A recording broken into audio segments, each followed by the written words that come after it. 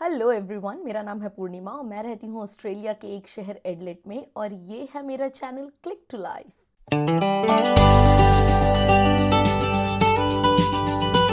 अगर आप ऑस्ट्रेलिया आने का प्लान कर रहे हैं, चाहे पढ़ने के लिए, चाहे काम के लिए, या फिर आप यहाँ रिसेंटली मूव हुए हैं, तो एक सवाल हम सबके मन में रहता है कि अगर यहाँ बीमार हो गए तो हॉस्पिटल के बिल्स कौन भरेगा? क्या हमें मेडिकेयर मिलेगा या हमें प्राइवेट इंश्योरेंस की जरूरत पड़ेगी? क्या होगा अगर हम स्टूडेंट वीजा पे हैं, या 485 या 482 या फिर 491 या फिर परमानेंट रेसिडेंसी? तो आज की इस वीडियो में मैं आपको बहुत ही सिंपल लैंग्वेज में ऑस्ट्रेलिया का हेल्थ केयर एक्सप्लेन करूंगी, ताकि इस वीडियो के एंड तक आप ये समझ पाएं कि आपके वीजा के हिसाब से what you are entitled for. So without doing any further ado, let's start the video.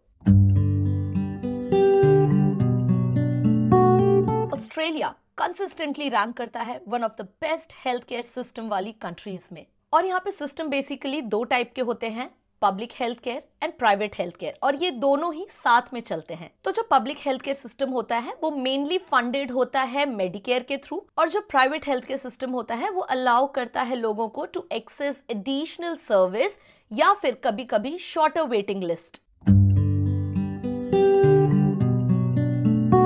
अब देखते हैं कि मेडिकेयर क्या है। आप मेडिकेयर को इस तरह से ले सकते हैं कि मेडिकेयर एक पब्लिक हेल्थ इंश्योरेंस है, और अगर आप मेडिकेयर के लिए एलिजिबल हैं तो मेडिकेयर आपको हेल्प करता है टू पे फॉर योर जीपी विजिट्स, यानी कि जो आपके जनरल प्रैक्टिशनर्स होते हैं उनकी विजिट के लिए, स्पेशलिस्ट कंसल्टेशंस जहां भी एलिजिबल है, public hospital treatment, diagnostic test, x-rays, blood test, और कुछ medicine which are through pharmaceuticals benefit scheme, यानी कि पीबीएस। अब इन सब के बाद यहाँ पे इंपॉर्टेंट बात नोट करने की ये है कि मेडिकेयर कभी भी कंप्लीटली फ्री नहीं होता है। जैसे कि कई बार आपके डॉक्टर्स के बल्क बिल्स होते हैं, या फिर कभी कभार यू विल हैव टू पे the gap fee. For example, doctor की फीस मान लीजिए $90 है और आपका मेडिकेयर कवर करेगा $42, तो उन दोनों का जो गैप फी है वो आपको पे करना पड़ेगा, which is around $48। And doctor की charges completely depends on the individual doctor. तो अगर इसी को मैं दूसरी लैंग्वेज में बोलूं तो आपका जो हेल्थ केयर कार्ड होता है वो कभी भी एक फिक्स्ड अमाउंट रिफंड नहीं करता है। ये कंसेशन कार्ड होता है जो कि रिड्यूस कर सकता है आपके कुछ health care and medicine cost को।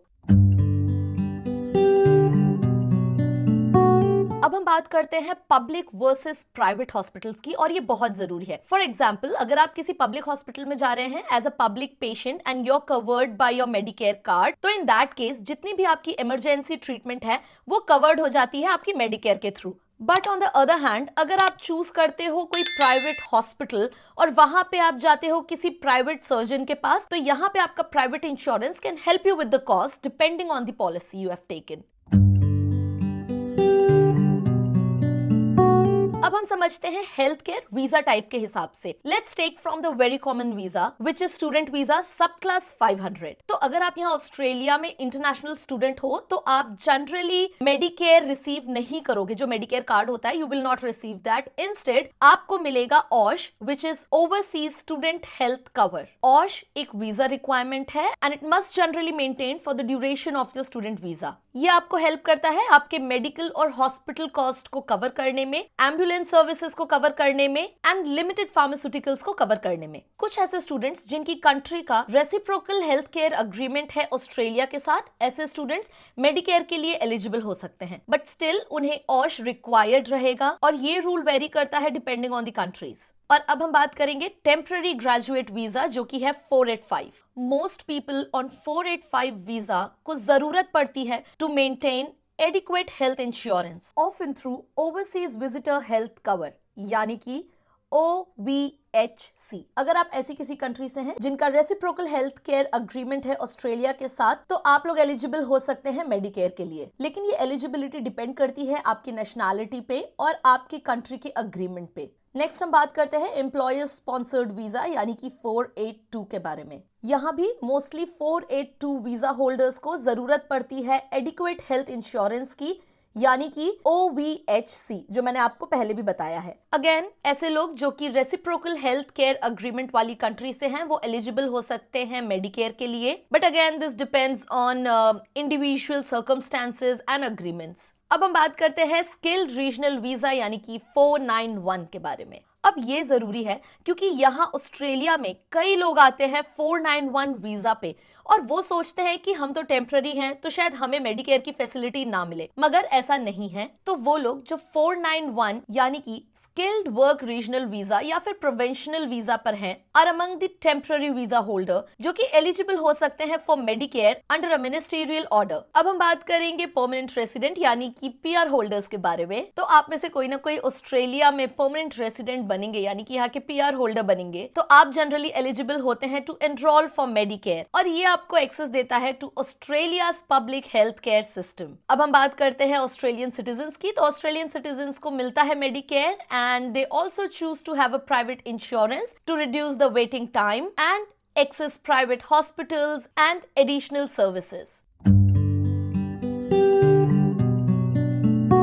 अब कई इमिग्रेंट सोचते हैं कि मेडिकेयर से सब कुछ पे हो सकता है, but that's not true. Medicare आपका हर चीज कवर नहीं कर सकता है। तो ऐसी क्या चीजें हैं जो मेडिकेयर कवर नहीं कर सकता है? Let's have a look. तो Medicare may not fully cover your dental treatment, glasses, most physiotherapy, chiropractic, cosmetic surgery, ambulance service in every state, private hospital cost, some specialist gap fee।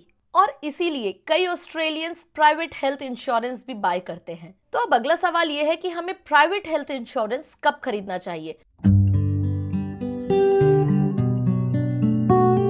Private health insurance can be useful if you want shorter waiting time, private hospital services, choice of specialist, extras such as your dental, optical, physiotherapy and orthodontics। अब सवाल ये आता है कि हम emergency situation में क्या करें।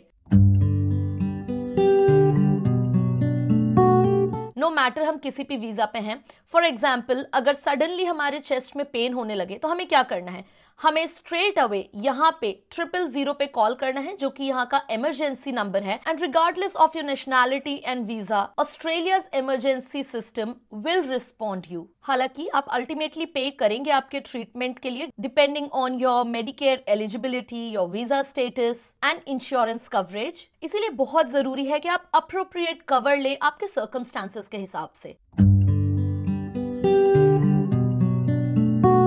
अब मेरी एडवाइस न्यू इमिग्रेंट्स के लिए यही होगी कि जैसे ही आप ऑस्ट्रेलिया मूव होते हैं तो आप ये बिल्कुल भी अज्यूम ना करें कि आप ऑटोमेटिकली एलिजिबल रहेंगे मेडिकेयर के लिए। इनफैक्ट आप सबसे पहले ये चेक करें कि क्या आप एलिजिबल हैं, अपने वीजा की कंडीशंस को समझें और अपने लिए एक करेक्ट हेल्थ इंश्योरेंस को अरेंज करें इफ रिक्वायर्ड। हेल्थ केयर बहुत एक्सपेंसिव हो सकता है if you are uninsured. Australia का हेल्थ केयर सिस्टम दुनिया का one of the best health care system है, बट उसके बेनिफिट्स जो आप रिसीव करते हो they depends largely on your visa, your Medicare eligibility and the type of health insurance you have. और ऑस्ट्रेलिया आने से पहले ही ये सारी चीजें समझ लेना can actually save you thousands of dollars and lot of stress। And I hope इस वीडियो से आपको ऑस्ट्रेलियन हेल्थ केयर सिस्टम समझने में आसानी हुई हो।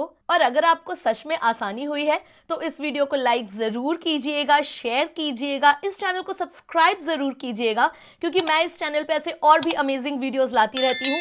और हाँ, अगर आपको कोई और सजेशन है कि मैं किस टॉपिक पे वीडियो बनाऊं तो वो भी मुझे प्लीज कमेंट बॉक्स में कमेंट करके जरूर बताना। And thank you so much for watching. मैं अब आपसे मिलूंगी मेरे नेक्स्ट वीडियो में। Till then stay safe, stay healthy, bye.